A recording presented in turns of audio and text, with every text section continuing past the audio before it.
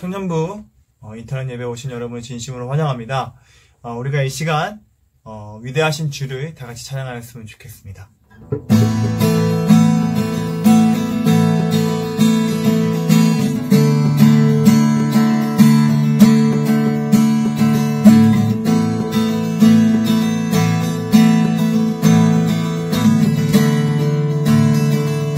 빛나는 왕의 왕,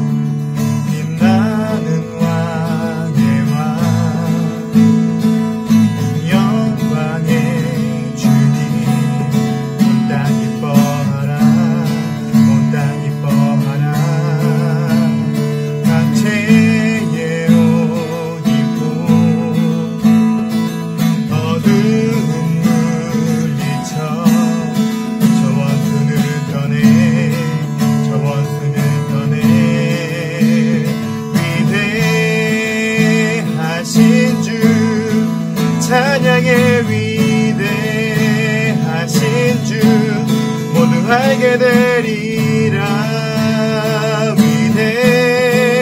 위대하신 주 우리 다 처음부터 찬양합시다. 빛나는 왕의 왕, 영광의 주님, 영광의 주님, 온 땅 기뻐하라, 온 땅 기뻐하라. 강체의 옷 입고 어두운 물리쳐 저 원수를 떠내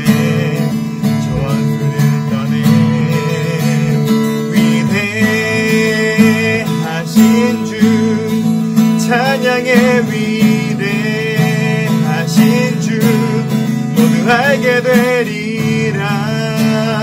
위대하신 주 우리 한 번 더 위대하신 주,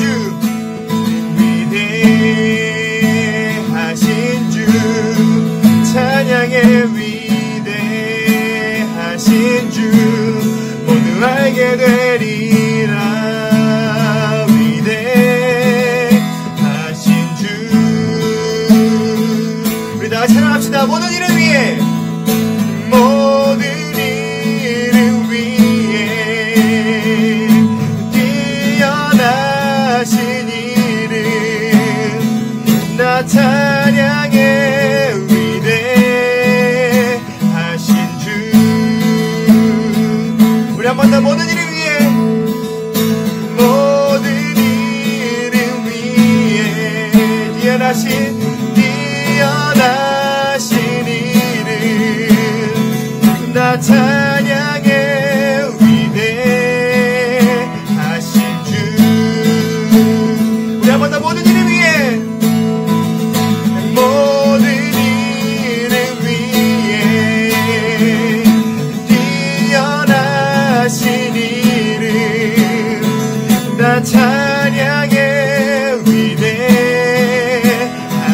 주 모든 이름 위에, 모든 이름 위에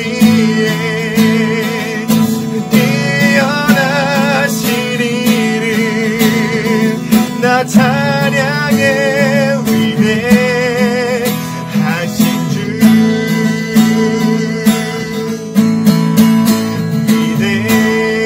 위대하신 주, 찬양의 위대하신 주 모두 알게 되리라.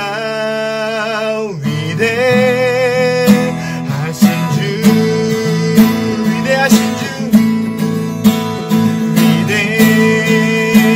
위대하신 주, 찬양의 위대하신 주 모두 알게 되리라.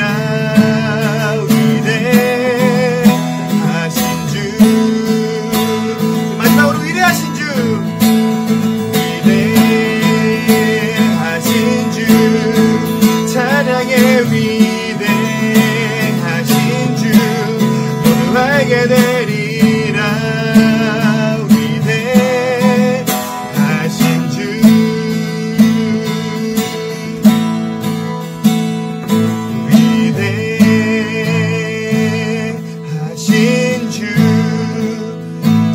찬양의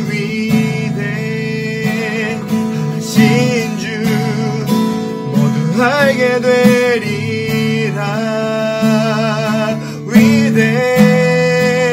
위대하신 주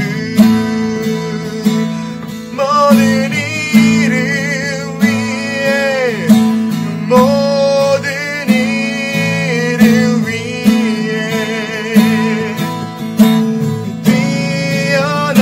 뛰어나신 이름 다 찬양의 위대하신 주. 우리 한 번 더 모든 이름 위에 모든 이름 위에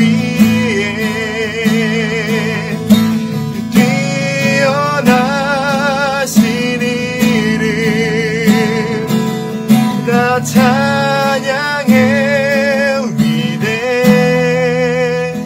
위대하신 주.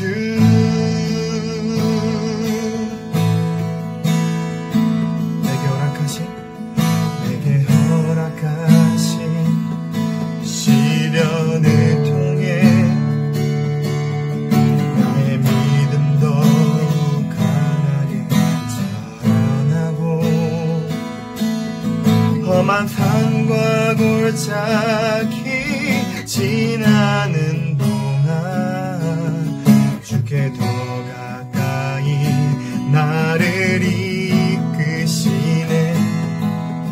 내가 겪는 시험이 어렵고 힘겨워도 내 주님보다 크지 않네.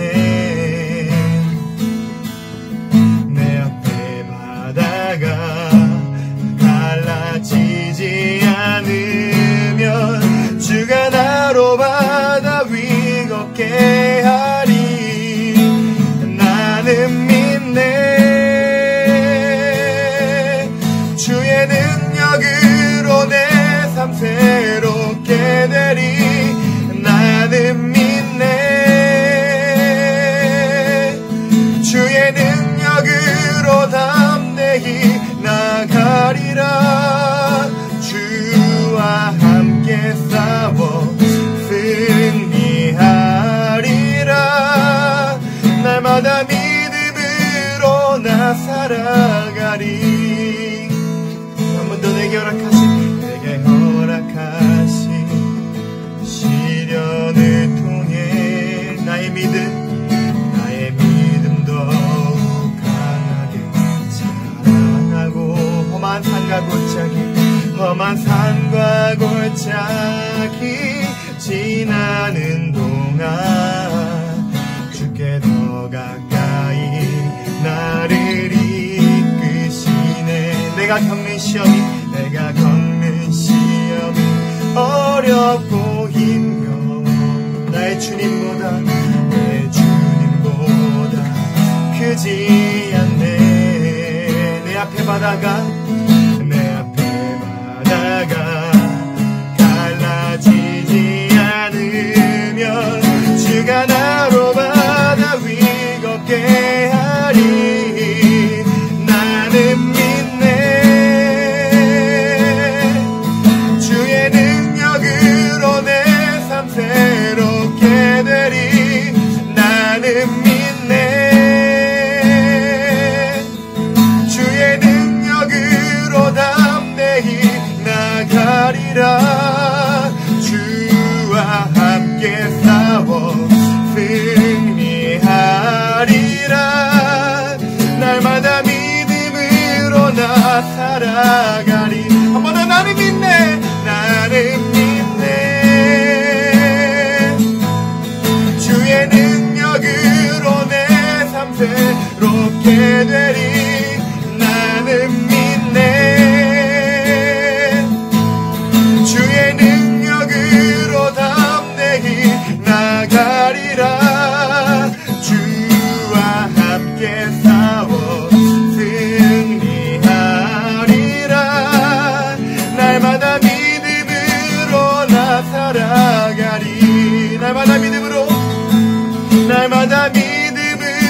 믿음으로 나 살아가리. 우리 한 번 더 날마다 믿음으로 나 살아가리. 우리 이 시간 다같이 기도하기 원합니다. 아니 아버지, 우리 이 시간 날마다 믿음으로 산다고 고백하지만 우리가 그런 믿음으로 나아가지 못하는 우리 자신들의 모습을 발견합니다. 아니 아버지, 우리 그런 모습들을 우리가 발견하고 회개하고 주님 앞에 나아갈 수 있는 그런 천원들이 되게 해주시옵소서. 우리 이 시간 기도하기 원합니다. 다같이 목소리로 기도하기 원합니다. 기도하시겠습니다.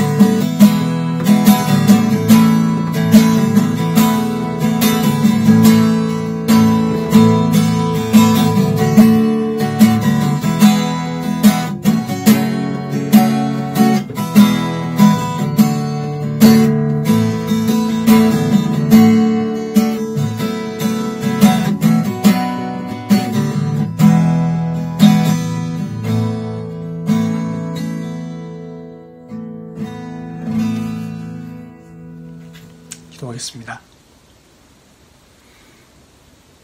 하나님 아버지, 우리가 한 곳에 모여서 예배를 준비하지 못하지만 영상으로 예배를 드릴 수 있도록 준비하게 하심에 감사드립니다. 사실 이 시간이 저희에게 굉장히 유혹이 많은 시간입니다. 그러한 우리의 나약한 마음을 누구보다 잘 아시는 하나님, 이 시간만큼은 정말 주님만 바라보게 해주세요.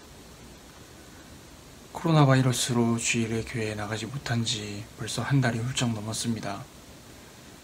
그동안 저의 마음은 말씀에서는 점점 멀어지고 당장에 만족을 주고 기쁨을 주는 것들로 가득 채워지고 있습니다. 예배를 드리는 이 시간 역시 마찬가지입니다. 작은 화면 앞에 앉아있는 것조차 귀찮아서 바르지 않은 자세로 예배를 드리고, 또 예배를 드리면서도 한편으로는 다른 것을 하고 싶어서 화면을 닫고 싶은 마음도 굴뚝 같습니다. 하지만 하나님, 이런 나의 마음, 우리의 마음을 누구보다 잘 아시는 주님, 각자 세워진 곳에서 하나님을 더욱더 깊게 만나는 그런 시간이 되게 해주세요. 우리 스스로가 우리의 약함을 발견하고 또 주님 없이 살 수 없음을 진심으로 고백하는 시간이 되게 해주세요. 말씀을 전하는 전도사님께 은혜를 더해주시고, 예배를 시청하는 우리 청년들의 마음에 이 시간 정말 마음을 다해서 예배를 드릴 수 있도록 은혜를 더해주세요. 예수님 이름으로 기도드립니다. 아멘. 네, 광고할게요. 지난주 교회 협의회에서 결정난 사항인데요. 5월 10일부터는 현장 예배가 진행이 될 거예요. 청년들도 현장 예배 참여가 가능하고 당연히 참석 대상이기도 해요. 대신 교육부서, 그냥 청년부 예배는 계속 온라인 예배로 진행할 거예요. 그래서 청년부 예배는 모이지 않으므로 온라인 예배 드리시면 되고요. 온라인 예배가 지속이 확정이 되었기 때문에 예배 순서도 원래 청년부 예배 드리던 대로 찬양 인도부터 대표기도, 성경 봉독까지 진행이 될 거예요. 다음 주 대표기도는 조기현 형제, 성경 봉독은 이가영 자매가 해줄 거고요. 담당자 맡으신 분들은 금요일 저녁까지 녹화 파일을 전도사님께 보내주시면 되시고요. 온라인 헌금 계좌도 열려 있어요. 밑에 자막이 넣을 수도 있고, 아니시면 홈페이지 보시거나 전도사님께 직접 문의하셔도 됩니다. 마지막으로 고영규 형제가 한 달간의 훈련소 생활을 마치고 공익요원으로 근무를 시작했어요. 알고 계시면 되시고요. 여러분 모두 보고 싶고 전도사님 나오셔서 말씀 전해주시겠습니다. 오늘 성경 본문은 요엘 2장 23절에서 32절 말씀입니다. 시온의 자녀들아, 너희는 너희 하나님 여호와로 말미암아 기뻐하며 즐거워할지어다. 그가 너희를 위하여 비를 내리시되 이른 비를 너희에게 적당하게 주시리니 이른 비와 늦은 비가 예전과 같을 것이라.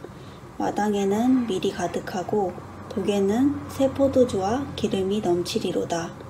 내가 전에 너희에게 보낸 큰 곤대 곧 메뚜기와 느치와 황충과 팥죽이가 먹은 횟수대로 너희에게 갚아주리니 너희는 먹되 풍족히 먹고 너희에게 놀라운 일을 행하신 너희 하나님 여호와의 이름을 찬송할 것이라. 내 백성이 영원히 수치를 당하지 아니하리로다. 그런즉 내가 이스라엘 가운데에 있어 너희 하나님 여호와가 되고 다른 이가 없는 줄을 너희가 알 것이라. 내 백성이 영원히 수치를 당하지 아니하리로다. 그 후에 내가 내 영을 만민에게 부어주리니 너희 자녀들이 장래 일을 말할 것이며 너희 늙은이는 꿈을 꾸며 너희 젊은이는 이상을 볼 것이며 그때 내가 또 내 영을 남종과 여종에게 부어줄 것이며 내가 이적을 하늘과 땅에 베풀리니 곧 피와 불과 연기 기둥이라. 여호와의 크고 두려운 날이 이르기 전에 해가 어두워지고 달이 핏빛같이 변하려니와 누구든지 여호와의 이름을 부르는 자는 구원을 얻으리니 이는 나 여호와의 말대로 시온산과 예루살렘에서 피할 자가 있을 것이미요 남은 자 중에 나 여호와의 부름을 받을 자가 있을 것임이니라. 아멘. 이 시간에는 문창원 전도사님이 이른 비를 막기 위해서라는 설교로 말씀을 전해 주시겠습니다. 코로나 사태가 장기화되면서 서로 얼굴을 못 본 지 오래되었는데요. 하루빨리 얼굴을 마주보며 예배를 드리길 소망합니다.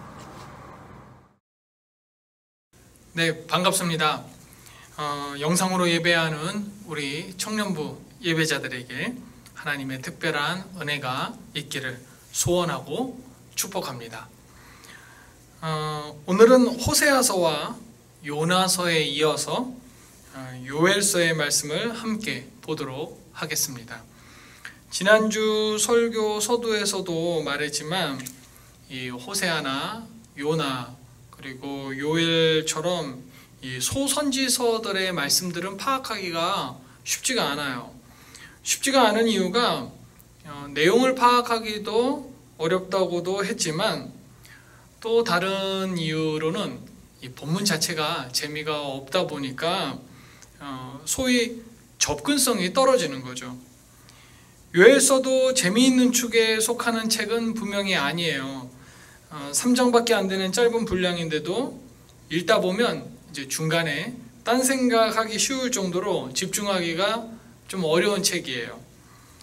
그래서 이 시간에는 먼저 오늘 설교와 관련된 그 전반적인 내용을 설명부터 하고 시작을 하도록 하겠습니다. 우선 요엘서에 보면 가장 대표적으로 메뚜기 떼가 등장합니다. 이 메뚜기 떼가 온 이스라엘을 황폐화시키는 것으로 등장하는데요.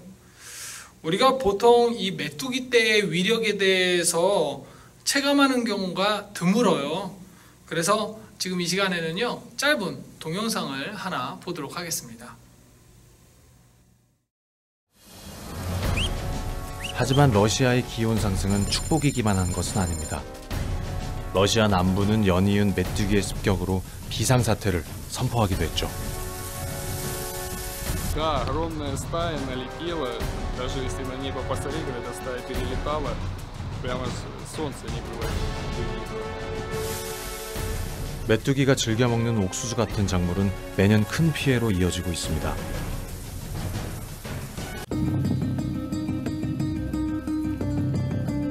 메뚜기 떼의 왕성한 식욕은 옥수수 밭을 그야말로 쑥대밭으로 바꿔놓았습니다.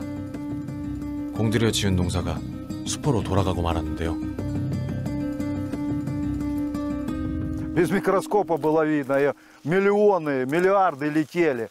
На самолете летишь, залетаешь в эту, где она летит, аж самолет тормозило. После обработки такой запах, как трупный запах, что запах, когда она разлагается, вот, невозможно было зайти, дышать тут. В том году просто она прилетела, тут кошмар, что были такие поля, которые до 50% было уничтожено этой. 문제는 따뜻해지는 기온을 따라 메뚜기 서식지가 북상하면서 이제 도심까지 출현하고 있다는 겁니다. 평균 기온이 최대 4도까지 오른 것으로 보고되고 있는 러시아의 급격한 기후변화. 네, 메뚜기를 한 마리로 보자면 참 보잘것없지만요. 지금 보셨던 것처럼 때를 지어서 다가오면 사람들한테 엄청난 피해를 남기게 됩니다. 이런 엄청난 피해를 당한 이스라엘을 향해 이제 선지자 요엘이 외치기 시작을 하는 거죠. 먼저 요엘은요, 오랜 세월을 살아온 늙은 자들을 부르면서 이렇게 말해요. 너희들 지금까지 살아오면서 이 정도로 메뚜기 떼의 피해를 입은 적 없지? 맞아. 너희가 태어나기 전에 이런 피해는 없었어.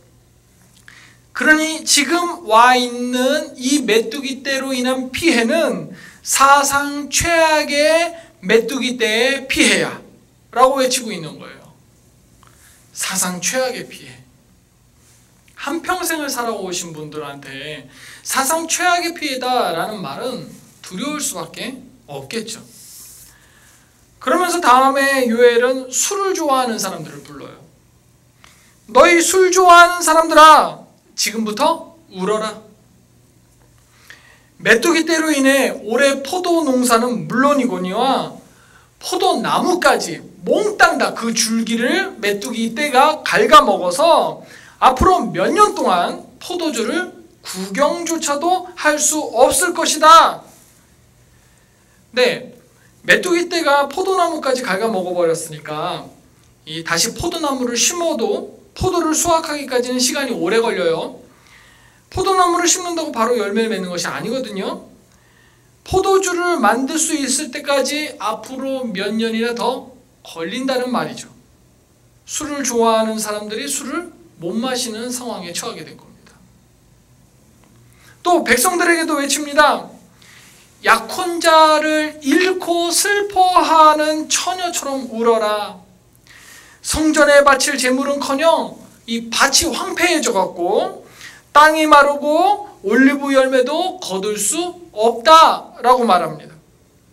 이 다른 말로 하자면 쉽게 말해서 먹을 것이 없다는 거예요. 그동안은 뭐 밭에서 나는 거, 올리브 열매, 기름 충분히 잘 먹었는데 풍족하게 먹었는지는 몰라도 이제는 먹는 것 자체를 궁리해야 된다라는 거죠.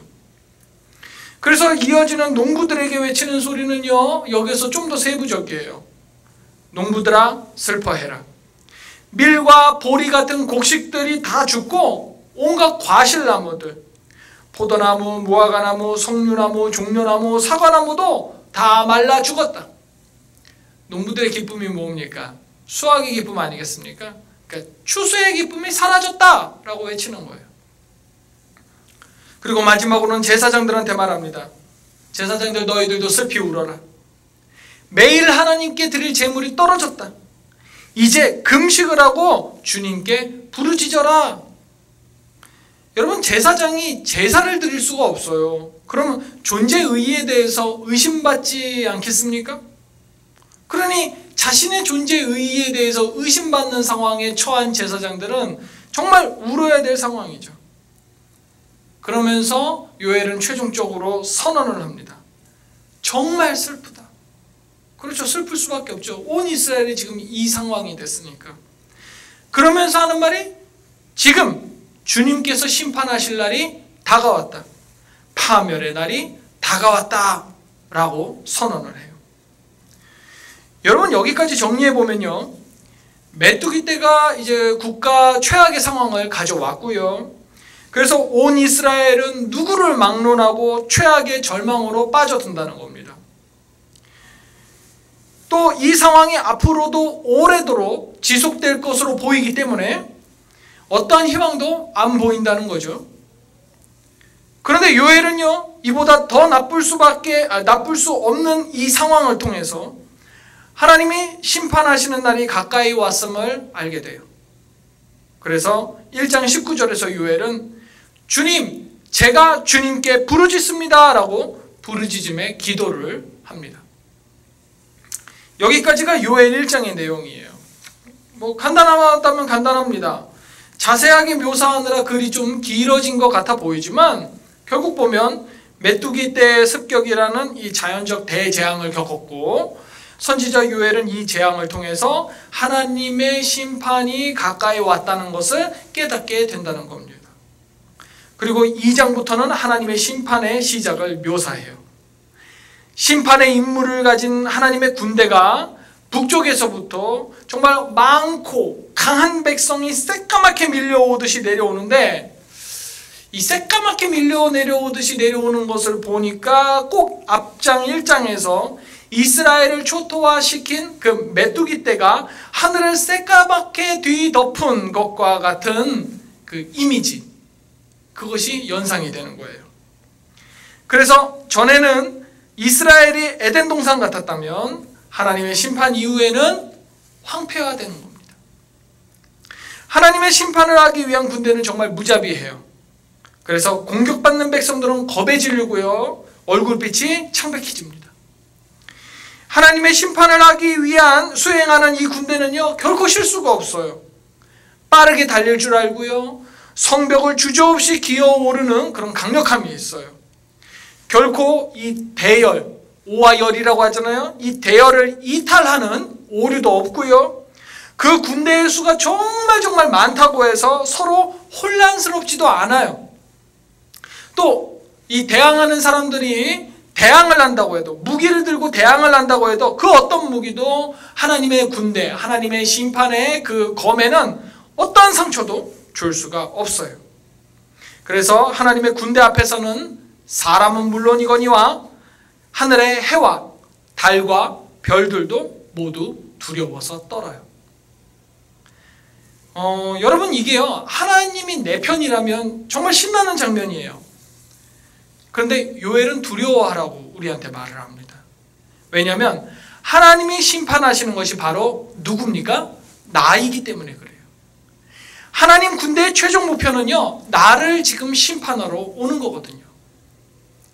메뚜기 떼가 온 이스라엘을 절망의 구덩텅이로 밀어넣는 모습을 통해서 하나님 심판의 무서움, 황폐함, 절망, 이런 것을 아주 살짝 맛봤는데, 이제 더 이상은 굳이 숨길 것 없는 그 하나님 심판의 그 무서움, 두려움, 공포의 그 실체가 실제로 내 앞에 나를 대상으로 해서 실현이 되는 거예요. 한마디로 난 된 거죠. 여러분, 이런 상황 가운데에서 필요한 것이 무엇일 것 같으세요? 2장 12절 말씀입니다. 너희는 이제라도 금식하고 울며 애통하고 마음을 다하여 내게로 돌아오라. 이어서 13절의 말씀입니다. 너희는 옷을 찢지 말고 마음을 찢고 너희 하나님 여호와께로 돌아올지어다. 회개죠. 회개요. 하나님의 심판을 앞둔 자에게 필요한 것은 회개예요. 회개는 하나님이 나에게 요구하시는 것이기도 하고요, 또 내가 멸망당하지 않기 위해서라도 해야 하는 것이기도 해요. 그럼 회개는 어떻게 할까요? 우리는 흔히 회개라고 하면 잘못을 저지르고 나서 아차, 내가 잘못했구나, 하나님 잘못했어요, 이러면서 회개라고 하는데, 이거 회개 아닙니다. 물론 그냥 잘못을 인정하는 것, 죄를 고백하는 것, 여기서부터 회개가 시작되는 것 맞지만 그것만으로는 회개라고 할 수가 없는 거예요. 회개는요, 돌이키는 거예요. 아시죠? 돌이키는 거예요. 내 삶의 방향을요, 잘못된 방향으로부터 돌이키는 거예요. 그리고 당연한 말이지만 돌이키는 방향도 무척 중요해요. 예를 들어서요, 내가 밤마다 음란한 것에 정신이 팔려 있다고 한번 해봐요. 그래서 그것이 잘못된 것인 줄 알고 죄를 고백하고 더 이상 안 하기로 결단을 합니다. 여기서 음란을 멈추면 그것은 그냥 멈춘 것일 뿐이에요. 아직 회개가 이루어진 것은 아니에요. 내가 그동안 음란을 위해서 사용하던 시간, 그 시간을 앞으로 어떻게 활용하는지가 나의 회개의 여부를 판가름해 주는 겁니다. 음란이 멈춰지면 뭐예요? 남는 시간 동안 허전해갖고 뭐 또 딴 거, 예를 들어 도박을 할 수도 있고요. 뭐 중독에까지 이를 만하게끔 뭐 술을 마실 수도 있는 거고요. 죄를 더 이상 저지르지 않는다고 해서 회개가 아니라 멈추고, 또 그 멈춘 것에서 더 나아가 다른 잘못된 방향을 선택하지 않고 하나님이 기뻐하시는 방향으로만 돌이켜야 그것이 회개의 완성이에요. 사실 지금 말한 이 회개에 대한 내용은 최근 몇 주 동안 강조한 바이기 때문에 온라인 예배에 충실했던 청년들이라면 들어서 알고 있을 텐데요. 오늘 다시 한번 이것을 이야기한 이유는요, 요엘이 바로 이렇게 외쳤기 때문에 그래요. 여호와께로 돌아올지어다. 네, 돌아올지어다. 누구에게로요? 여호와께로. 내 삶의 방향이 하나님을 향한 방향이어야지만 올바른 방향이라는 겁니다. 하나님께로 돌아가지 못하면요, 하늘을 그 뒤덮은 메뚜기 떼의 공격을 받은 것 같이 우리 삶의 터전과 인생이 정말 황폐해져 갖고 통곡과 절망과 암흑으로 가득한 말로 설명할 수 없는 그 최악의 상황을 경험하게 될 거라는 예언자의 경고인 것입니다.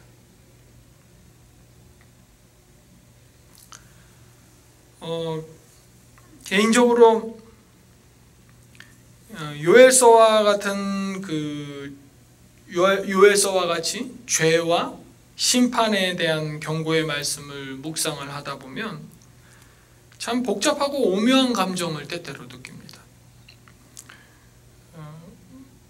질문 하나 해보죠. 하나님께서 예언자들을 통해 이런 경고를 하시는 이유는 정말 자기 백성들을 때리고 싶다는 걸까요? 아니면 때리지 않고 싶다는 걸까요? 네, 뭐 두말할 것도 없이 때리고 싶지 않으니까 돌아오라는 거잖아요. 그래서 돌아오게 된다면요, 하나님의 경고를 전달하는 예언자들의 말은 결과적으로 거짓이 돼요. 아니, 거짓이라고 하기보다는 이루어지지 않게 되는 거죠. 이게 예언자들, 하나님의 말씀을 전하는 자들의 아이러니한 숙명이에요. 하나님의 명령을 따라서 분명히 그 사람들이 기뻐하지 않을 만한 심판을 경고했는데, 사람들이 다행히 그 경고를 듣고 회개하면 심판이 이루어지지 않거나 최소한 연기가 되기도 하죠. 그럼 예언자가 했던 그 심판에 대한 말이 틀린 말이 돼버려요. 그래서 예언자의 영향력이 감소하죠. 예언자의 말대로 심판이 닥치지 않았으니까 일반적인 사람들은 심판이 닥치지 않은 것으로 말미암아서 그 예언자를 헛소리하는 사람이다 라고 치부해버리게 되는 거죠. 반대로 실제 심판이 벌어진다고 해도요, 뭐 그다지 환영받지는 못해요.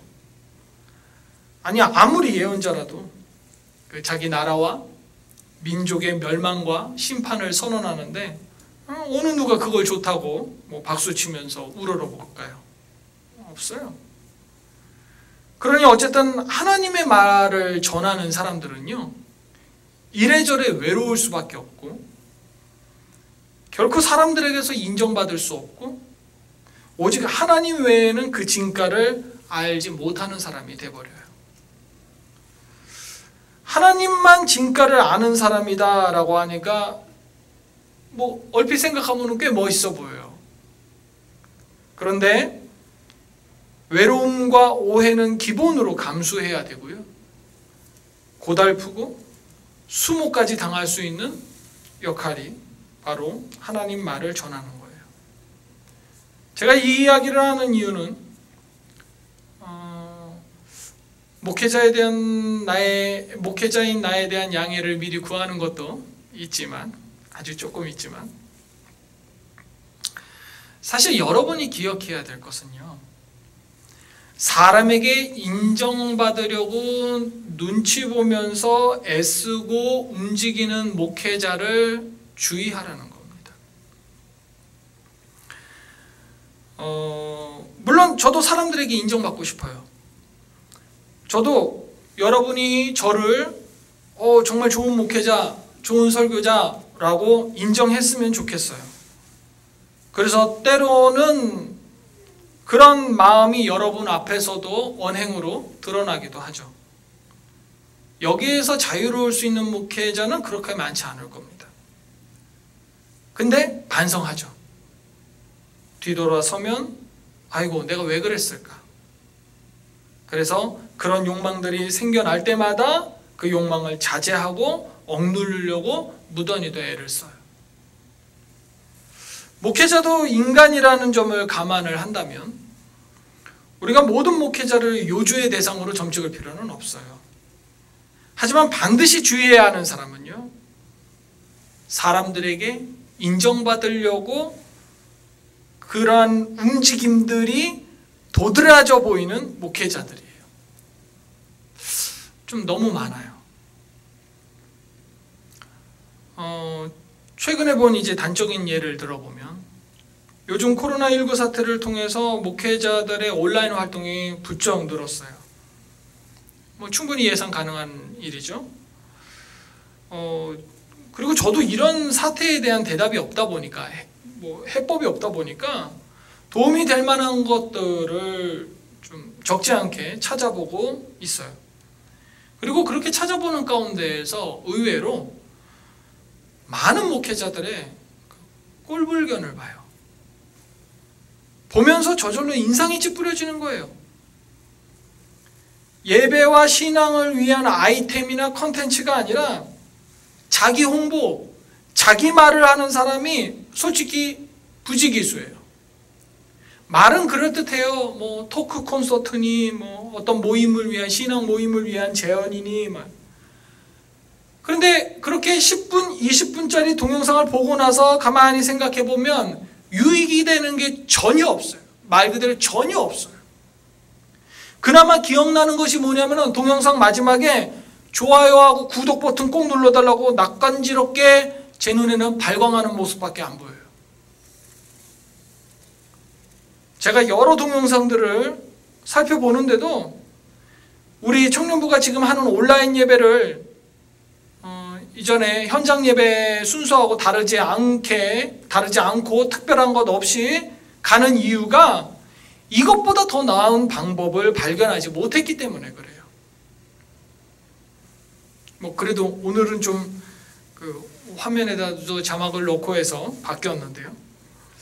이 동영상 작업을 좀 원활하게 하려고 우리 집 경기도 재난기본소득 전액 쏟아부어갖고 새롭게 컴퓨터를 하나 장만을 했어요. 나중에 우리 아내랑 애들 만나면 맥도날드 좀 많이 사주길 바래요.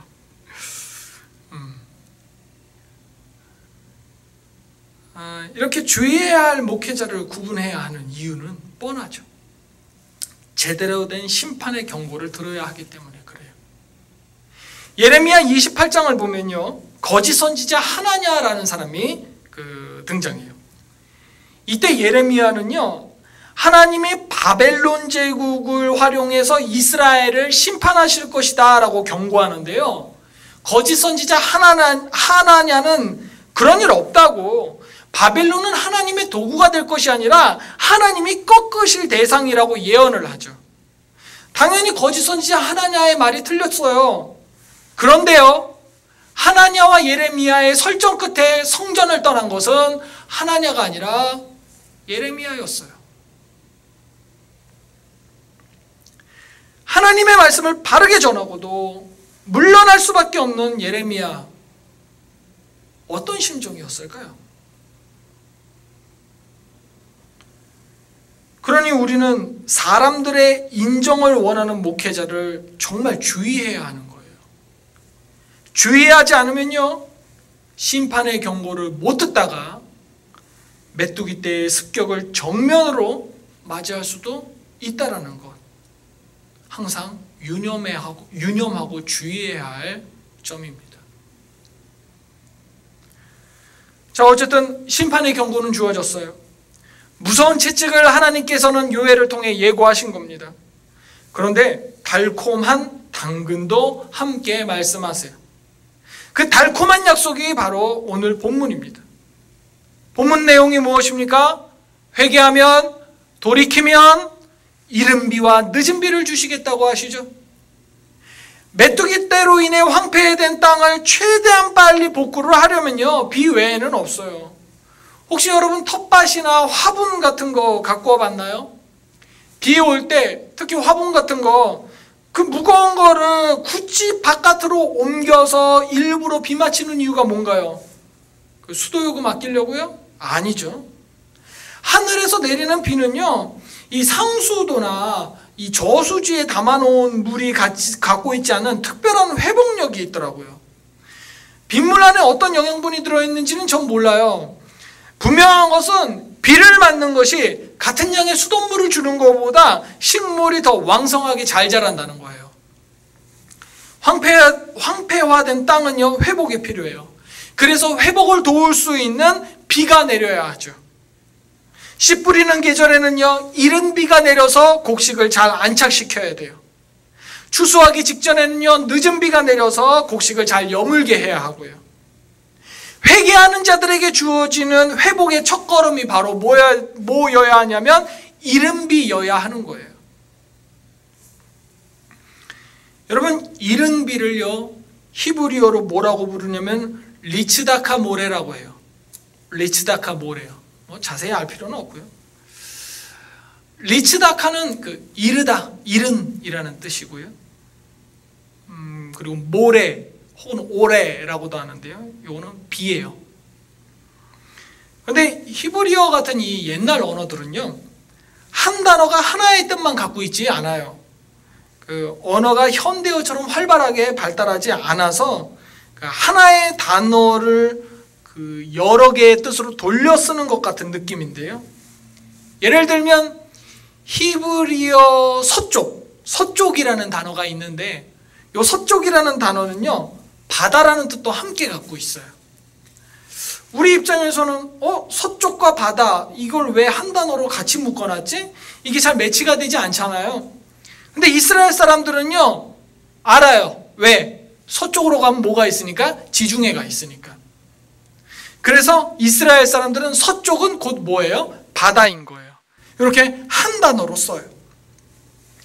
이런 점들을 생각해 보면 히브리어가 여러 뜻을 갖고 있는 것이 어찌 보면 히브리어가 한 단어에 하나의 뜻이 아니라 여러 뜻을 갖고 있는 것이 어쩌면 당연해 보이기까지 하는데, 그래서 이 이른이라는 뜻을 가진 리츠다카라는 단어는요, 또 달리 의로운이라는 뜻도 있어요.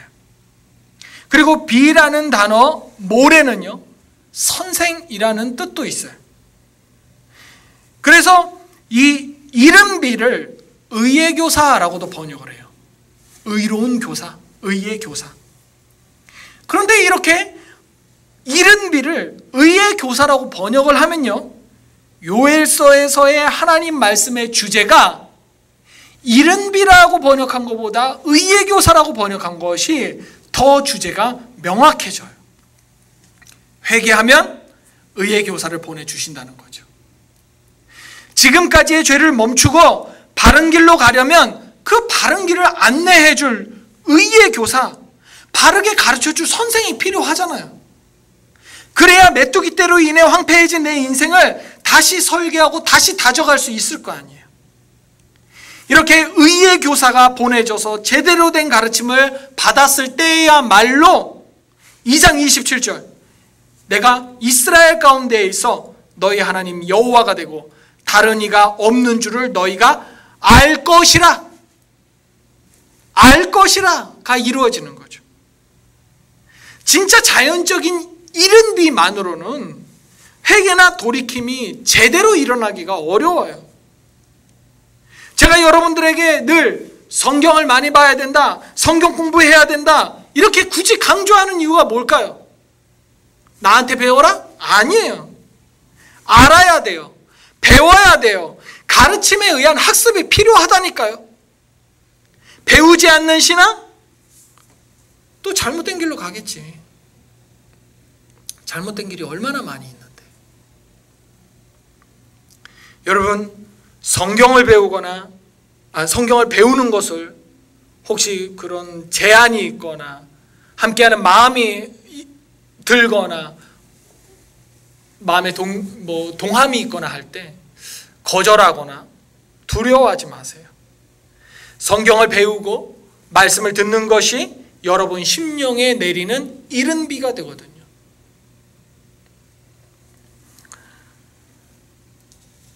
자, 이제 의의 교사를 통해 하나님을 제대로 알면 어떤 일이 벌어질까? 오늘 본문 2장 28절과 29절입니다. 함께 읽겠습니다. 그 후에 내가 내 영을 만민에게 부어주리니 너희 자녀들이 장래일을 말할 것이며 너희 늙은이는 꿈을 꾸며 너희 젊은이는 이상을 볼 것이며 그때 내가 또 내 영을 남종과 여종에게 부어줄 것이며. 네, 되게 익숙한 구절이죠. 사도행전 2장 17절부터 21절에 인용된 말씀인데요. 그래서 익숙하기도 하지만 또 익숙한 이유가 이제 이것에 의한 찬양곡이 있잖아요. 그거. 자녀들은 예언할 것이요 청년들은 환상을 보고 아비들은 꿈을 꾸리라 주의 영이 임하면. 하나님께서 요엘을 통해 주신 이 약속, 우리에게는 되게 익숙한 약속인데 이 약속은 당시 시대, 즉 구약에서는 이 상상도 어려운 말도 안 되는 소리였을 거예요. 어느 정도로 상상하기 어려운 말이었을고 하냐면요, 저도 어떻게 하면은 말도 안 되는 소리를 한번 지어볼까 하는데 이런 거 상상했어요. 김정은이가 우리 대한민국의 대통령이 되어서 대한민국을 이 세상에서 가장 민주주의가 잘 이루어지는 나라로 만든다는 것. 그런 것하고 같은, 이 불가능을 넘어서 상상도 하기 힘든 그런 것과 같은 내용이었을 거예요. 아니, 본문의 어떤 부분이 그렇게 말도 안 되는 소리일까? 먼저 28절을 보면요, 내가 내 영을 만민에게 부어주리니 라고 하시는데요, 하나님의 영이 만민에게 부어지는 것 자체가 있을 수 없는 이야기였어요. 하나님을 대면하는 사람들은요, 제사장들 뿐이었어요. 제사장들만 하나님 앞에 나아갈 수 있었고요, 그 외의 사람들은요, 신분과 성별과 나이에 따라서는 성전 안뜰조차도 못 들어가는 경우가 있었던 것이 당시 시대였어요. 요즘 말로 치면 신분과 성별과 나이에 따라서 우리 교회 건물 안에도 못 들어오고 이 옆에 주차장에서 예배 드려야 되는 사람들도 있었던 것이 당연한 시대였어요. 그런데 하나님의 영이 만민에게 부어져요? 이거는 파격을 넘어서 상상조차도 해본 적이 없는 일이에요. 뒤로 이어지는 이야기는 더 세부적이에요. 읽어보면요, 너희 자녀들이 장래일을 말할 것이며 너희 늙은이는 꿈을 꾸며 너희 젊은이는 이상을 볼 것이며 그때 내가 또 내 영을 남종과 여종에게 부어줄 것이며 라고 하는데요, 뭐 장래일을 말하고 꿈을 꾸고 이상을 보는 것은요, 어차피 그 하나님의 영을 부음받으면 있을 수 있는 이야기예요. 제가 더 주목하고 싶은 것은 뭐냐면, 하나님의 영을 부음받은 사람들을 요엘이 정확하게 지목했다는 겁니다. 물론 좀 전에 이제 만민에게 부어주신다고는 하셨는데 구체적인 지목이 이어지는 거죠. 첫 번째가 누구였습니까? 자녀들이었어요. 자녀가 누굽니까? 우리의 아들, 딸들이죠. 당시에 가장 귀한 것, 집안에 가장 좋은 것은 누구에게 줬을까요? 아들에게 주었죠. 그리고 그 아들들 중에서도, 아들이 여럿이면 아들들 중에서도 첫째 되는 아들에게 주는 것이 관리였어요. 그런데 가장 귀한, 무엇보다도 가장 귀한 하나님의 이 영은 부어질 때 아들과 딸을 성별로 구분하지 않아요. 태어난 순서로 구분하지 않아요. 이거는 그동안 이어져 왔던 이스라엘의 모든 관례를 철폐하는, 파괴하는 새로운 선언이었던 거예요.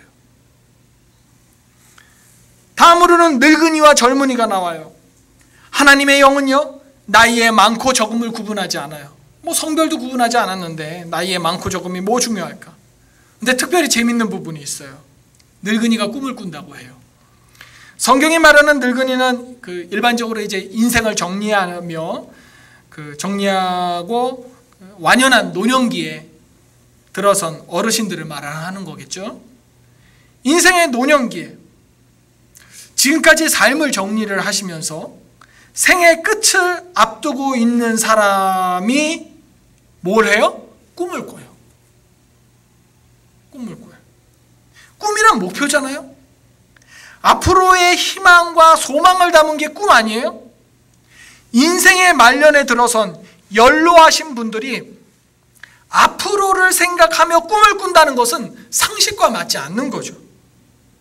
하나님의 영은요, 이렇게 사람의 상식을 넘어선 은혜라는 거예요. 마지막으로 이 남종과 여종이 등장하죠. 남종과 여종은 신분으로도 볼 수 있고요, 사람 그 이하의 재산 취급되는 것들이라고도 볼 수도 있어요. 신분이 중요하고 출신이 중요한 시대에서 어쩌면 사람 취급받지도 못하는 자들에게도 동일하게 하나님의 귀한 영이 부어주신다는 이 선언은 특권층에 있었던 어떤 사람들에게는 오히려 거부감을 일으킬 정도로 받아들이기 힘든 선언이었을 거예요.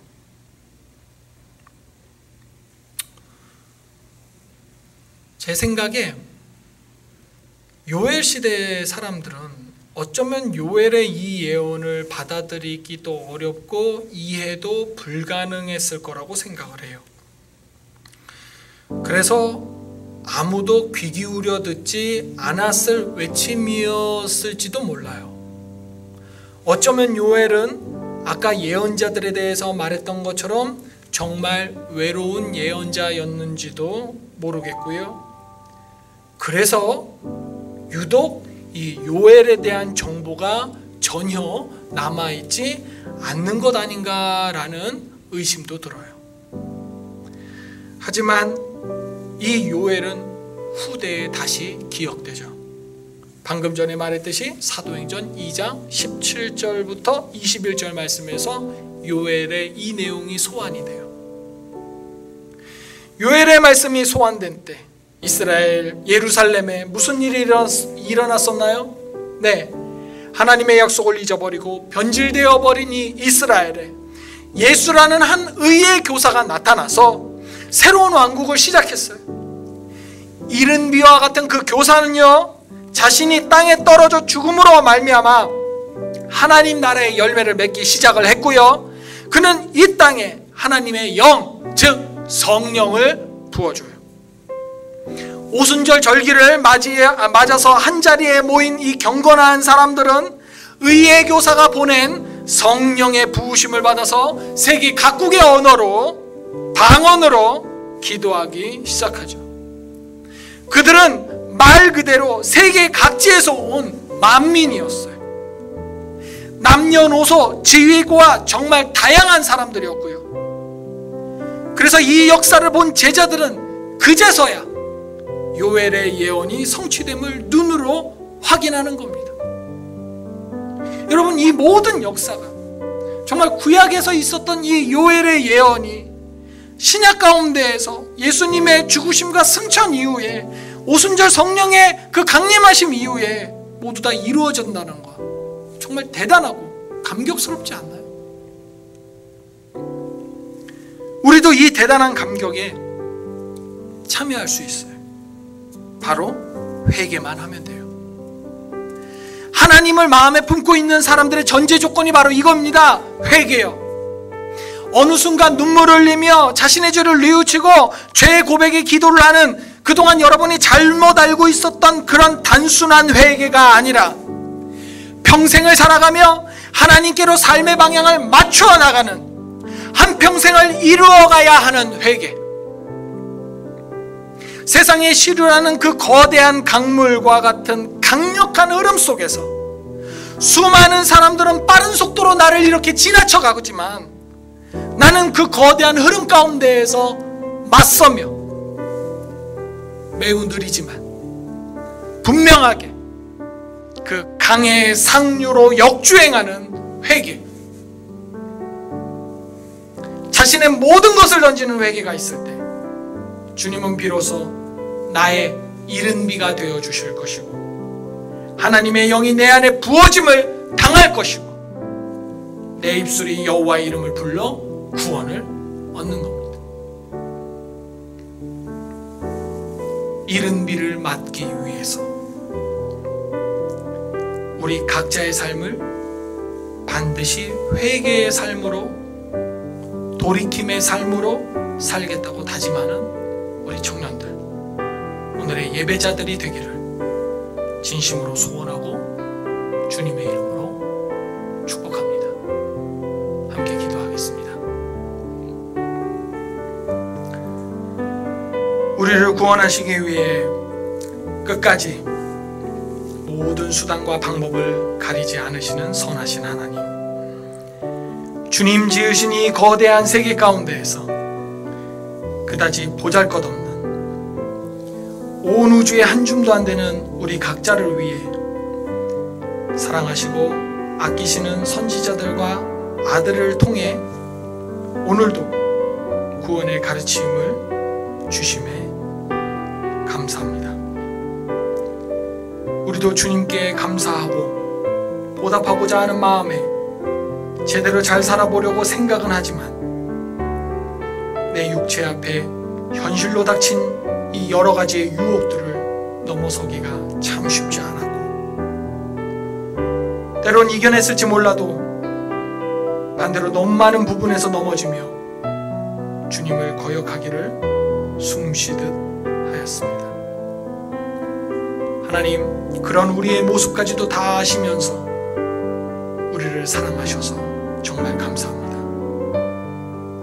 연약한 육체 가운데 있어서 자주 넘어지고 절망 가운데 빠져 때론 감당하기 힘든 메뚜기 떼의 습격을 받는다 하더라도 결코 회개의 막차를 놓치지는 않기를 원하오니 도와주시옵소서. 혹 어디서들은 싸구려 복음에 심취해서 구원을 이미 이룬 줄 알고 나태해지지 않게 하여 주시옵고, 하나님의 종된 자의 자세로 하나님을 왕으로 모신 백성의 마음가짐으로 끝까지 신앙의 발음을 위해 달려나가게 하여 주시옵소서. 마지막 날에 주의 백성으로 주께서 허락하시는 모든 기쁨과 영화로움을 맛보기를 원합니다. 사모합니다. 기대하고 소망합니다. 마지막 결승점을 향해 이 악물고 뛰는 회개의 인생들 되도록 주의 강력함으로 우리 삶에 오늘 온라인 예배에 동참하는 예배자들의 인생 가운데 크게 강력하게 역사하여 주시옵소서. 예수님의 이름으로 기도합니다. 아멘.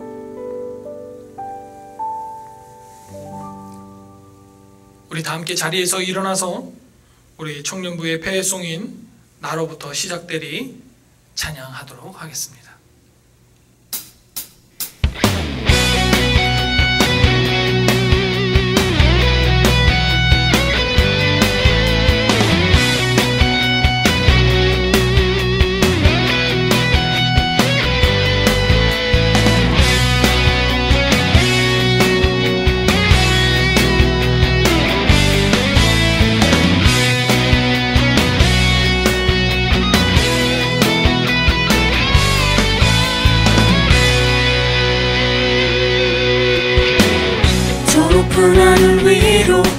밝은 태양 떠오르듯이 난 주저앉지 않으리. 어떤 어려움에도 주의 길을 선택하리. 이 가운데로 걸으리. 주님을 크게 보는 믿음 가지고 세상에 나타내리라. 놀라운 주의 사랑을. 주의 꿈을 안고 일어나리라. 선한 능력으로 일어나리라. 이 땅의 부흥과 회복은 바로 나로부터 시작되리. 주의 꿈을 안고 일어나리라. 선한 능력으로 일어나리라. 이 땅의 부흥과 회복은 바로 나로부터 시작되리.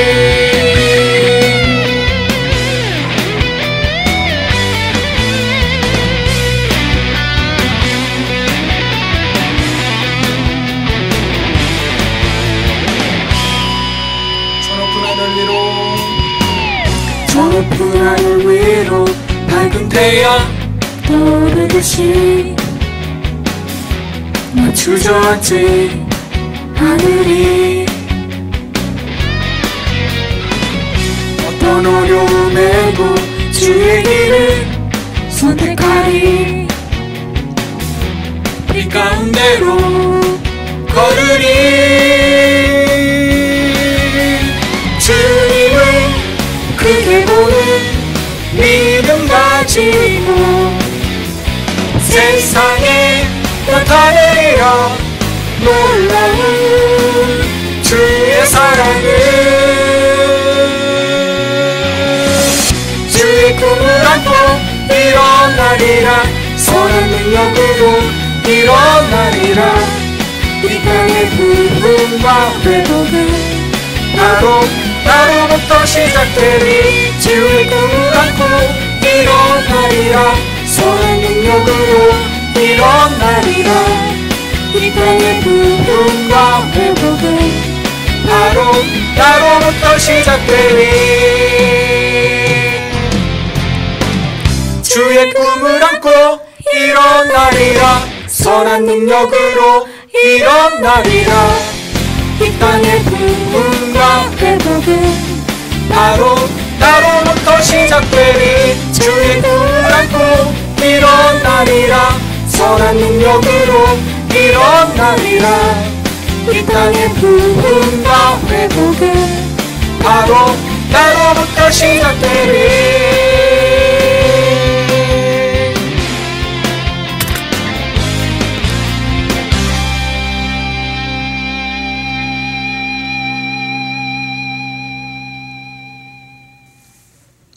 다 함께 주기도문 하심으로 폐회하겠습니다. 하늘에 계신 우리 아버지, 아버지의 이름을 거룩하게 하시며 아버지의 나라가 오게 하시며 아버지의 뜻이 하늘에서와 같이 땅에서도 이루어지게 하소서.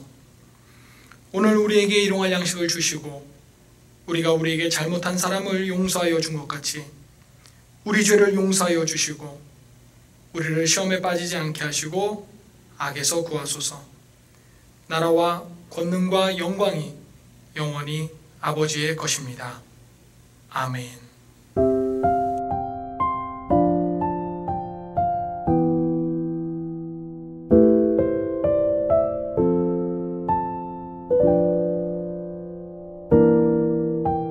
you.